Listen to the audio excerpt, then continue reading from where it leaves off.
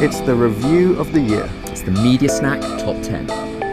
So if you saw this same episode, our rooftop episode last year, we did a review of the year and we looked at the Media Snack Top 10. We did. So we're going to do the same thing again. Yes. So, M is for Media Person of the Year, which is a really easy one actually to start with. And that's obviously going to be Marc Pritchard, the Chief Brand Officer, P&G.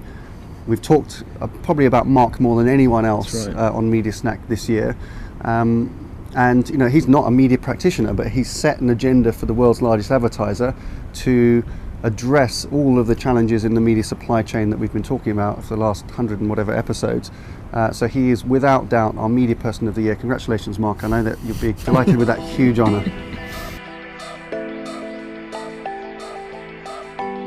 E is for ECommerce. So we've spoken a lot about e-commerce, we've spoken a lot about Alibaba, about Amazon in previous shows, but this is the year that they've really come to the fore. So I mean, Alibaba on Singles Day generated $25 billion worth of sales in one single day, 40% up from last year, an incredible achievement. But it's also, from a marketing perspective, it's a really important challenge for marketeers. How do you integrate brand marketing with performance e-marketing, e-commerce, and that's a big focus for this year, and it's something that I think that we're going to be addressing more next year. Yeah, indeed. D is for data. A lot of talk about data. I think this is now really coming to the fore. This year we've seen a lot more advertisers understand how data can drive better decision making, and if they do that, particularly if they build capabilities internally rather than using external resources to supply and manage data, bringing that internally and understanding that that's a competitive advantage. It's definitely been a year for data.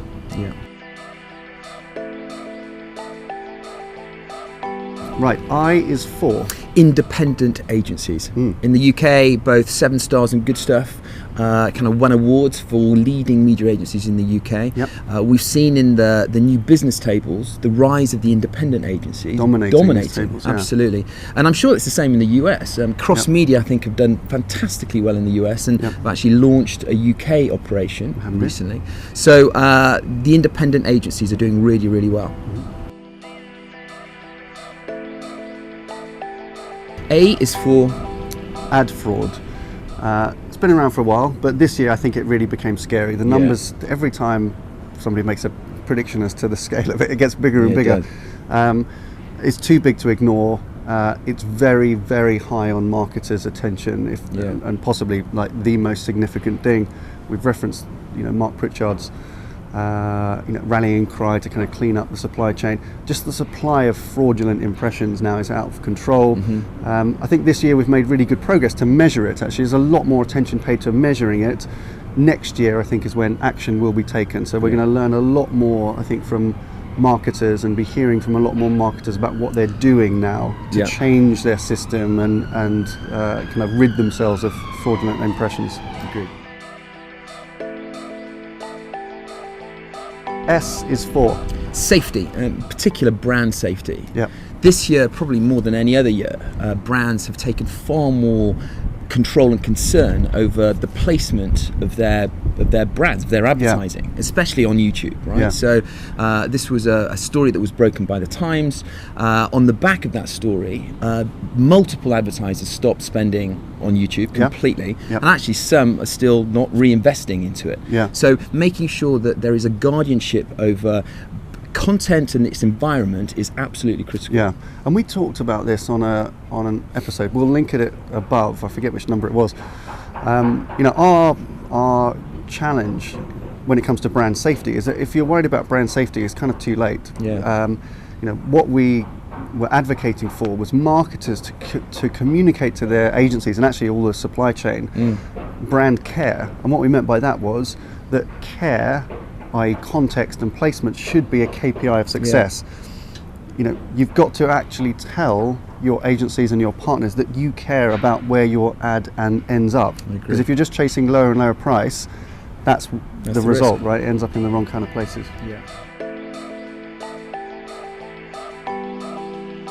N. N is for next generation. we have seen more change both on the marketer side in terms of the shape of marketing departments and the skills of the people that they're hiring into marketing departments now, and on the agency side. We've talked a bit about the wholesale leadership changes across agency, which continues. I mean, every single major agency of the kind of holding groups have changed significant leadership in major markets, even up to kind of global positions. So on the marketer side, a new generation of marketing leaders coming in, perhaps more data savvy, more analytical, more well versed on auction-based media buying, all that kind of thing. And on the agency side, just a new generation of leadership. We're yet to see actually how that will play out, but we recognised again in a kind of previous episode that's likely because the agency operating model needs to change, and therefore new leadership will be addressing that. A is for Amazon. Yes. The year that they have become a truly formidable force. Yeah. I mean, 4 years ago they were a home delivery company. Yeah, just delivering me books and stuff. That's right. Right now they are a TV channel. They're pioneering voice search. They're the one thing that keeps Sir Martin Sorrell awake at night. And they are venturing into advertising. So at the moment, only 2% of their revenues are generated through ads, right? Through ad revenue. When they take that seriously, that will be terrifying for Google and Facebook. Yeah, I think so.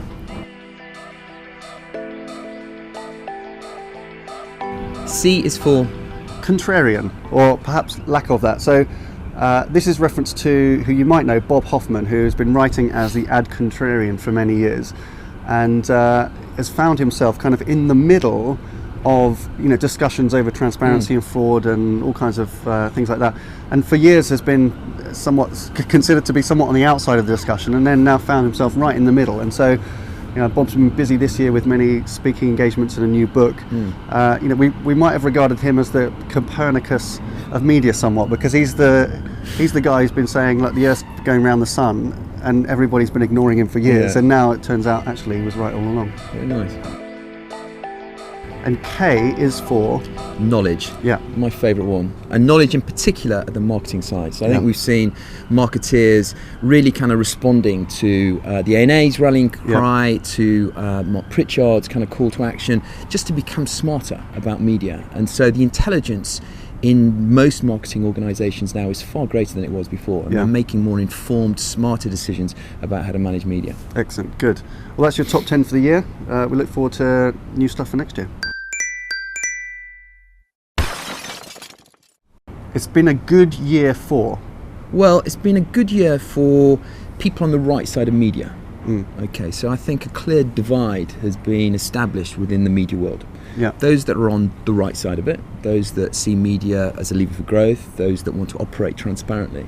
And they should be seeing media next year with hugely optimistic lenses. Okay, it's been a bad year for? Well, I mean, the flip side of that really, that's what I was thinking, which is Marc Pritchard called it the crappy media supply chain at the beginning of the year, and that's it. And it's turned out to be a bad year. If you're involved in any kind of business in the media landscape, which is making money in a way that's not disclosed, or that's maybe not in the interest of a marketer, then it's been a bad year, because the light's shining on you, and probably those opportunities to make that kind of money are going to be drying up over next year as more marketers take action. Okay, so each year we predict for the following year a new word. Okay, so in 2016 it was control. 2017 it was about change. And what's going to be our new word for 2018? Our word for 2018 is action. So I think after a year of real consideration, building knowledge, as we've just kind of mentioned, we're starting to see marketers really take action. They're going to be front-footed, they're getting ready, and they're going to make a real difference next year. Okay, that's your media snack for this year. Thank you very much for watching. See you next year. Hey! I never win these things. Good, well done. Oh look, I've got a nail file. Yeah, that's important. Oh, it's a skateboard without wheels.